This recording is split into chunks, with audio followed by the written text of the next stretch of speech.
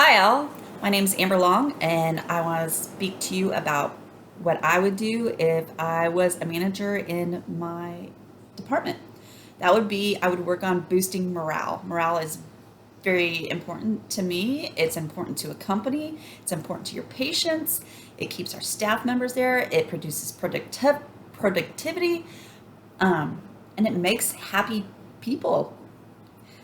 So we go into the fact that actually Oxford and Warwick did studies on productivity with morale boosters, and it showed between 12 and 13% on both of them that it would increase in productivity.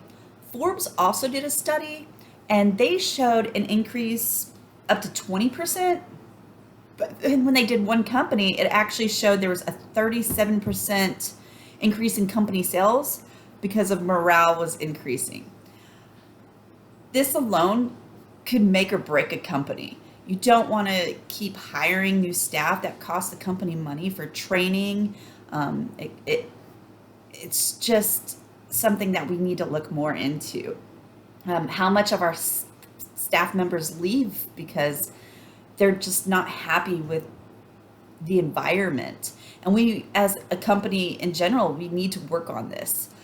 uh, Indeed actually came across and said, it was interesting because what they said is that it cost $1,252 to train an individual. I find this untrue for especially when it comes to the medical side of things because they did their research based on a 33-hour week, 1 week of training. I'm not sure of everybody else's training, but Vanderbilt Children's Hospital, we have to have an entire year of training. So I did some calculations, and under the calculations I just averaged the general population of our department makes about probably $27 an hour, which equals $51,840 a year. I didn't calculate tax in that because I really underestimated it for the rest of the things, and I figured that would fix the tax part. So that's them paying one individual for the year $51,840. Granted, when trainers are there, they do a lot of work, they help out. However, they are the extra staff that's looked at that time. And it's, you don't want to use those words for morale instinct, but it is what it is. Also, Vanderbilt approximately gives you about 200 hours, which is invested in for PTO, vacations, holidays, things like that, and it's a one lump sum. So they're looking at another $5,400. And then they also contribute to your medical, your dental, your life insurance, your 401ks, all within the first year. And then I also added in a little bit of the people who are training you, which again, this is underestimating it, comes to about $85,000 to train one employee. So going for an entire year of training, if you keep having people come in and out, that's costing the company like hundreds of thousands of millions of dollars. So keeping your staff and keeping them happy saves the company time, money, helps patients, helps individuals grow. We definitely want to see our people stay. My focus group was with the people in my department, which is the cath lab. And I also wanted to focus on our, we call it doctor's office towers. And they work really close with us because they're not in the main area of the department. It's working hand in hand with the other doctors around us. So I gave them this survey, and the questions included, do you find yourself with the company in the next 5 years? What are some of the experiences you have working during your shift? Do you see yourself growing within the company? Are you Do you have the ability to learn different modalities if you would like to?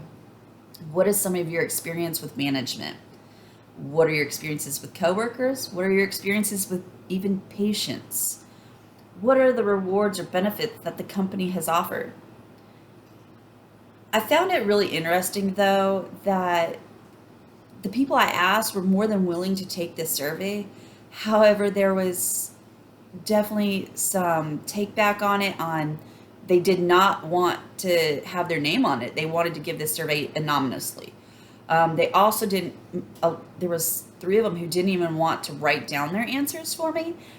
They actually would only tell me over the phone, which concerned me, especially with experiences I've even had there, that it's not as an open door policy as management would like others to believe.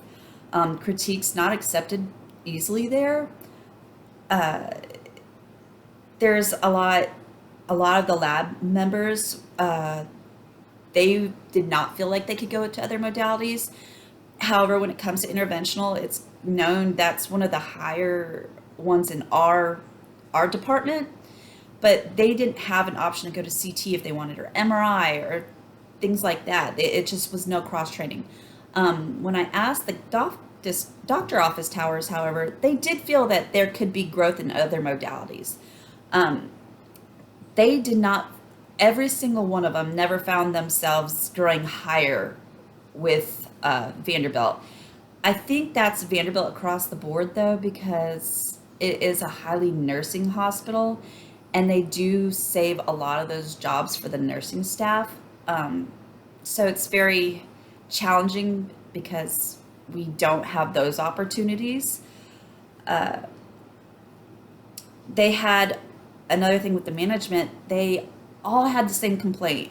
We have a multi-layered management system, which means we have our department managers and then we have managers over them. Everybody would think our managers that were in our departments were really looking after our department. However, the managers above them were not on the same page. It was more like they were sugarcoating anything that was going on and not giving us direct answers if there was a situation that came abroad, which was very frustrating. And I feel like you need a good management to be on the same page. The other questions kind of varied, but most seemed to have some disgruntles with the company. And it did seem like there was, the morales were not as high as I would not think the company would have expected. Uh, Patients, we all have patients that are a little more difficult than others, but that was just to be assumed because we didn't get into this position knowing that every single patient was going to be a walkie-talkie, easy patient to always deal with. You know, they're there sick, and sometimes they just don't understand what's going on. So overall, it seemed like most of our survey was pretty similar. I did want them to give me more feedback than they did, but talking to them one on one, I got a little more. They do feel like incentives are there. They feel like vacation. They do like the lump sum, and they feel like that's very beneficial. However, they do not feel like Vanderbilt has gotten to the point where they're a competition pay hospital. It is more come around that it's an honor to work for Vanderbilt, and they're seeing themselves as just a number and not an asset. And it's becoming very frustrating. And I think that's something, if I was manager, I would really like to bring up and involve them in knowing how their employees are feeling. It's frustrating if you feel like you're just a number and that the next person who comes in um, can do that and just be there. And oftentimes we find that the ones who are getting new hired are making more competitive pay because hospitals surrounding instead of looking into their people who've been dedicated to them. So it's an ongoing issue that it would I would love if I was in that position to bring up. Now, as I brought up before, Vanderbilt is a very wide nursing hospital. I respect our nurses. They do a lot. However, there are a lot of people in our hospital who are overlooked. For instance, in our lab alone, we have one tech per room, and we stand all day side by side with our doctors helping them. We have 2 to 3 nurses in there. Many other hospitals will have nurses being able to scrub and scrubs being able to monitor. That way, we all get a break. It gets very tiring on our end, and there becomes this source that's of negative energy that we're unable to express without feeling that we might offend people. So it's just a hidden thing. And it seems like a lot of other people in our field feel the same way, at least at our hospital. Now, I wanted to bring up my own story because I have felt let down by our own management staff, and hearing other people's stories, it became more noticing. I started Vanderbilt for my second time December of 20 November of 2020. And so we had the holidays, we had Christmas, we had I had a funeral I had to go to. I started in one of the labs that was not a commonly started one. And so there was not a whole lot of training that I had been involved with. But many of the people I were not my biggest fan. So I didn't know how to change that other than just keep going, keep smiling, and keep doing what I do. It's hard in that department, especially because it's such a close department that you see each other every day. So it's kind of like siblings. Um, so you would see all these candies and cakes and stuff come in for people's birthdays. My birthday's in March. And when I started losing faith in my management is my birthday came around. Um, and the day before my birthday, which is March 19th, because my birthday's the 20th, and I don't work weekends unless I get called in, I got called into my manager's office. And I, not that I was needing one, but I thought it was maybe going to be a birthday surprise. Well, it was. I was written up for lack of doing my job to what they were considering it should be. I'd only been in 3 months of a position I'd never been in. I had a lot of time off because of holidays and a death in the family. And I got written up for my birthday, and my management never once came in to see how I was performing. They did it all based on a group that's in there that my manager has actually come to me and said it's the mean group, which I did not find that extremely professional, and went off this group's word, um, which I will go later on and talk about bullies, but it's a very flawed system. And since then, I have lost my morale in this company.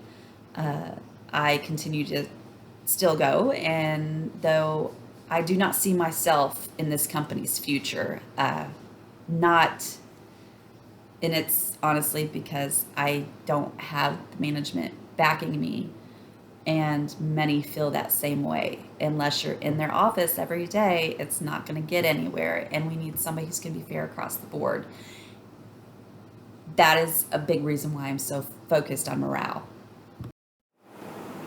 Needless to say, do I think the management staff is doing what needs to be done? I don't. I think there is always room for improvement. We've learned through this class the various ways. It would be nice to see if our management was trained more instead of just expected to know it all as well. So it's hard just to blame the management. They are very good about if your family's having issues where they will give you the time off. But that's pretty much the extent of things, and that's hard to keep up a really good morale if that's the only thing that keeps you there. So one thing I heard over and over through this is many of the people I have spoke to said that their managers will feel like their hands are tied. But how do we solve this issue? Your hands cannot be tied if you're the management. You've got to figure things out. And that's where we can bring in HR. We can discuss like how to fix these issues. Like what do we need where we can figure out where it can boost the morale. We can keep these people. This is one of the departments that I've seen the highest turnover rate. I couldn't even give a percentage because we've had so many people come and go. From the year I've been there, I've seen 3 areas of nursing staff come in and out, like a whole swarm, like maybe 3 of them stayed out of the 30. And then we've had 2 techs leave, and there's only 5 of us, and we're still hiring for every position, even giving incentive bonuses. There can't be tied. There has to be something figured out. So as I suggest, bring in HR. We can't be involved too little. So as I'm getting into how to fix this and how we could keep it fixed, there are so many useful tools out there. Books, internet suggest ways a company can boost the morale within their staff. Um, there is actually a really good list that has 15 suggestion tools. Some of them we cannot use in the medical field. It's just doesn't work with us, but there's very many that can. One, let's be transparent. That's easy enough. Tell them exactly what you expect out of them, what is to be expected out of you, and back and forth. It doesn't seem like right now we're doing such a good job about it, especially when people don't even want to put their names on things because they're afraid of what could happen. Communicating often. I think every company I've ever worked for, that's always something that is an issue. It's everybody's too busy. There's not enough staff. It's something we need to work on using the right tools. And I'm pretty sure everybody's experiences where x-rays down, computers fail, things like that. It's something that it's frustrating, but it's hard to avoid. Employee recognition. I think that is a huge one, especially for me. If you come tell me, hey, you did a great job today, it's just they've noticed you, and people love to be noticed. It's something that keeps them going. I don't think the where I work right now does a great job of it, and I think that would be something I would love to work with. Get employees feedback. It has to be your feedback that is not going to cause them to fear. And as I said, like this is something that's really feared right now.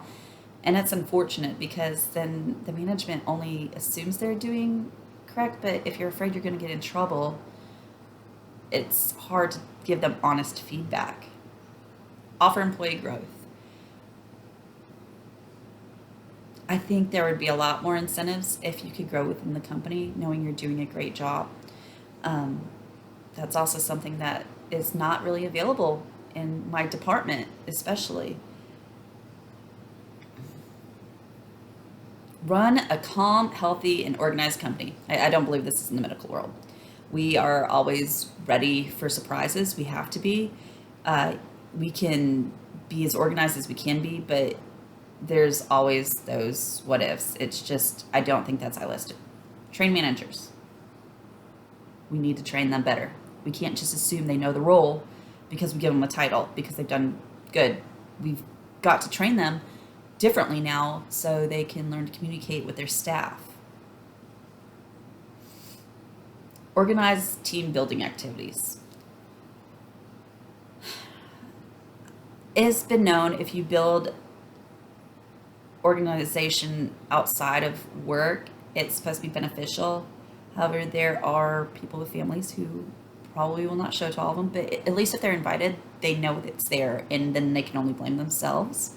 I personally am one of them. I have 5 children. I probably wouldn't go to outside activities, but I think you could do them inside too, like have a lunch, like stop working for an hour and bring the staff to lunch and then come back. I think those could be more useful when you are grown. Provide amazing employee incentives. We do have some really good benefits, so I can't really hold back on that. I have worked for companies where the benefits actually would deter me from joining their company, because I really look at education, I look at insurance, I look at dental, I look into those things. Are you going to give me a bonus on Christmas for working here a year? It's things like that that encourage you to stay. Encourage genuine breaks. Now, Vanderbilt had a lawsuit in 2010 who they do a lot better now, but in 2010, they were making staff work on their lunch breaks and they were not paying them. And it took multiple employees to get a class action lawsuit, and they won. And Vanderbilt had to pay thousands of dollars back to unpaid breaks. They can't do that. It may be hard. You may be down a person, but you really have to give them a break. People need breaks during the day. Another thing I can bring up is when, I said our techs are on their feet all day long. We get 30 minutes. It's a long day if you have a 12-hour case for 30 minutes. Let go of workplace bullies. We have our manager who wants to be friendly to everybody, and she sees these bullies as part of that friendly process. However, I think this group has certainly turned away a lot of the people. I think we need to recognize that. I think as a manager, I could recognize that. And if they can control their ways, retrain them or get rid of them. It's not needed for the medical field. It does not help anybody. Um, so another one was buy some green office plants. We work in the dark. Not going to happen. And make a designated decompression room for breaks. I would love to see a relaxing area to sit, maybe some light in it. It would be my ideal way of a break. Summing this up, I really think we can involve HR. I think it could stop retention. I think we can build morale. Um, as I showed, it costs $85,000, roughly, probably underestimating that, just to train one person in the cardiac cath lab at Vanderbilt Children's. We don't want to keep wasting that money over because we keep losing staff because our morale is so poor. I think involving individuals on the opportunity to be involved in the future planning with this HR. I think the individuals should have a meeting, management should have a meeting. I think everybody should come together. That way nobody's feeling like they're the ones expressing it. And HR can really be a tool in this. As long as we can use everybody, I think it could all work out. But morale would be the one thing I would bring back to my company. Thank you. My references are as follows. Please look at them.